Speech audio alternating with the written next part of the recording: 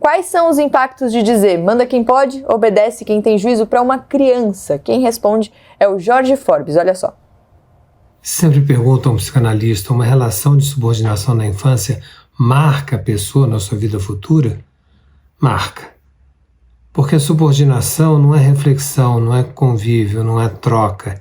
A subordinação é uma ordem de cima para baixo que impede o diálogo, portanto impede que a pessoa absorva em si aquilo que está sendo discutido.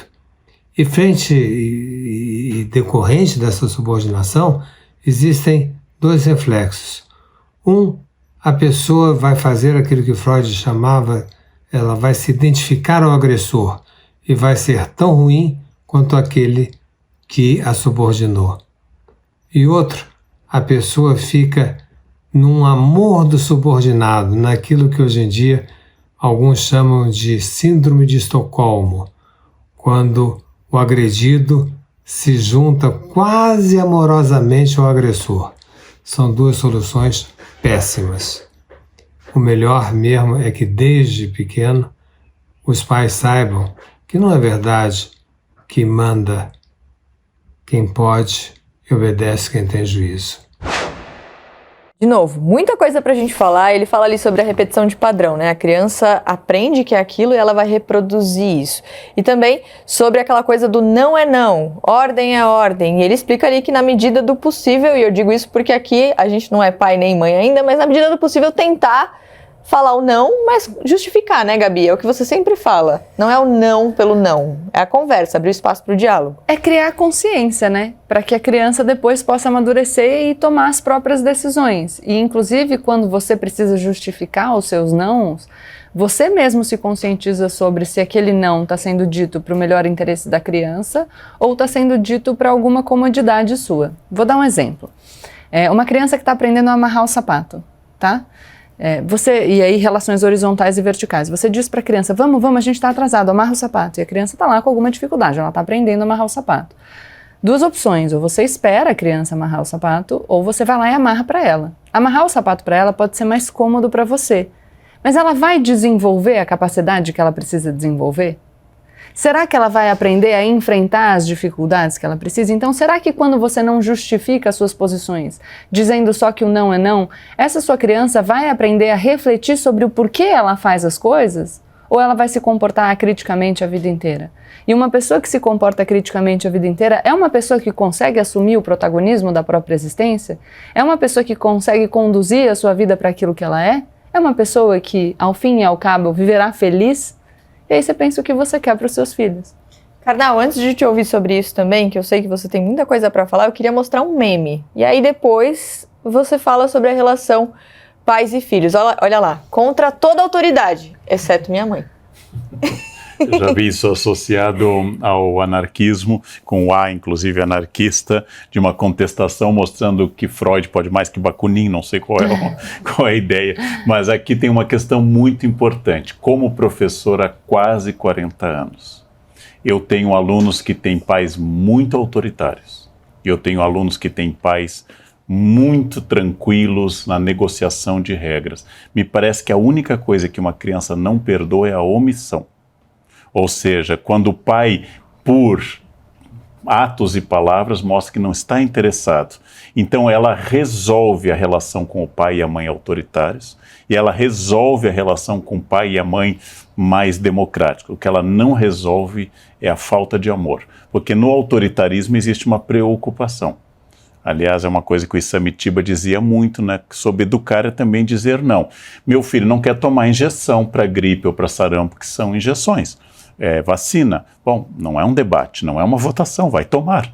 Eu posso explicar, eu sei que existe a dor, eu não devo mentir que não vai ter dor, mas essa dor dura pouco tempo e a gripe e o sarampo podem ser muito perigosos. Então eu vou lá e faço isso. Agora, ele pode dar opinião sobre algumas coisas, ele prefere como fonte de proteína frango ou prefere carne vermelha. Esse é um espaço que eu posso abrir cada vez mais a negociação. Ele é obrigado a fazer aquilo que eu acho importante, se for para o bem dele, sim.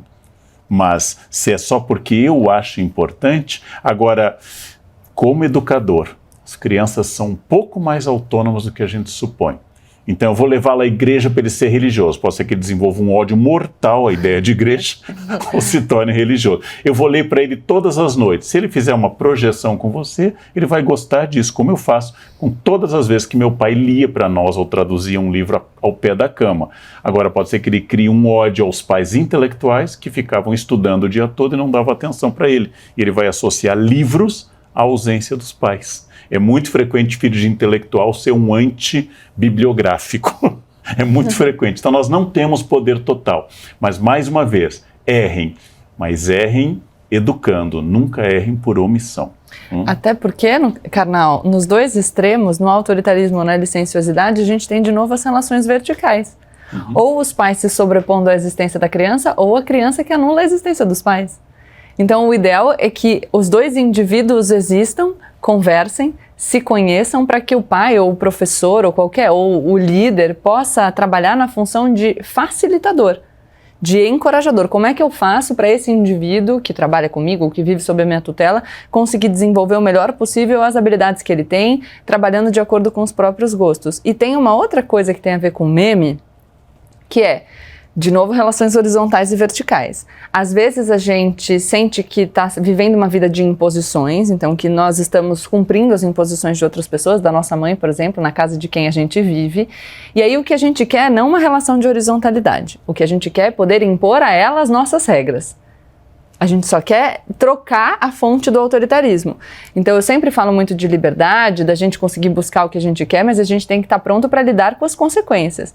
Eu não posso chegar aqui nessa bancada sentada com vocês dois e de repente decidir que a partir de agora a gente vai fazer exatamente aquilo que eu quero. A gente pode negociar e eu posso dizer, Mari, enquanto você não vier com uma blusa sem lantejola, eu não vou mais participar do CNN Tonight. E a decisão pode ser, ok, continuarei vindo com uma blusa de lantejola e, portanto, eu não participarei mais do CNN Tonight.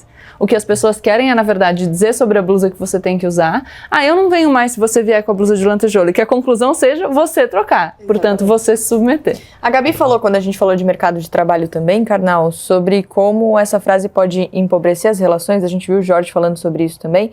No caso das crianças, elas vão crescer, elas vão virar adolescentes, elas vão começar a desenvolver um senso crítico, e tem muitos pais, às vezes, com esse autoritarismo que não escutam o que a criança tem para dizer, né? Quando ela cresce, quando o adolescente começa a falar também.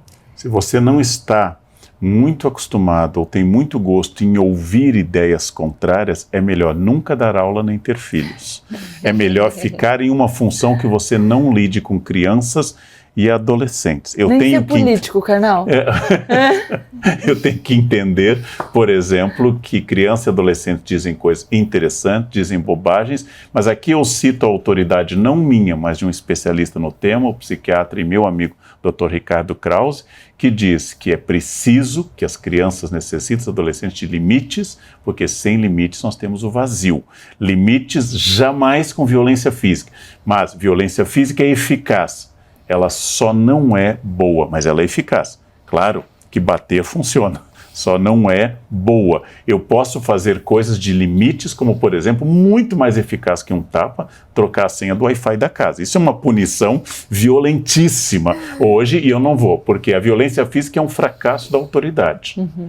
O impulso de bater existe. Se você tem um filho, há mais de 15 minutos, você já teve impulso de bater.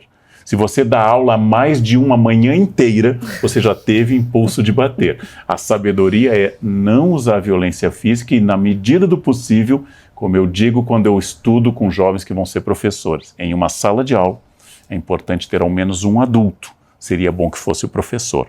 Em um casal é importante ter um ou dois adultos. Seria bom que fossem os pais. É frequente os filhos serem mais equilibrados do que os pais. Mas limite ajuda a educar. Sem limites é o vazio. E limite não significa violência física. Então, manda quem tem amor para estabelecer limites éticos.